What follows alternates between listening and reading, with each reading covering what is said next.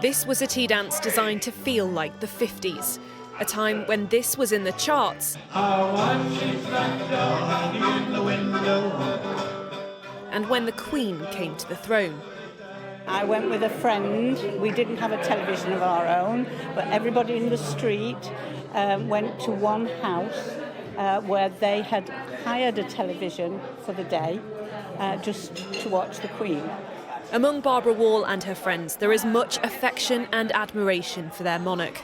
Linda Bodle feels very lucky to have met the Queen in the 80s, when Linda was working in a primary school. And this little reception child, when the Queen went through to her classroom, got up out of the chair and went over to the Queen. And she said, "Where's your crown, Ma'am?" And the Queen said, "I just wear my crown for state occasions." She said, "This is a special occasion, but it's not a state occasion." And she was just so lovely. Everyone was welcome on the dance floor, as long as you could do-si-do, or at least try to. And of course, there was plenty of cake. What do you think of the Queen? I like the Queen and I like all of her hats. 9-year-old Poppy Chapman came with her aunt Patricia Chapman, a fan of William and Kate. I think they're quite modern. They seem to be listening to the trends, to what's happening in the world in terms of various social issues, which has not necessarily been the case as far as I know. They came to honour the Queen, but perhaps more importantly, it was also a chance to be together.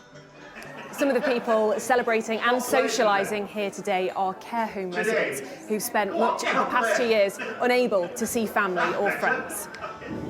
This afternoon, they got to dance, waltzing in their wheelchairs. We do try and get people out as often as possible, but coming to something like this, they've been able to look forward to it, get dressed up ready, and they're having a lovely time. This crown, crocheted by staff at a local care home, was worn with pride. And the band had even written their own song for the occasion.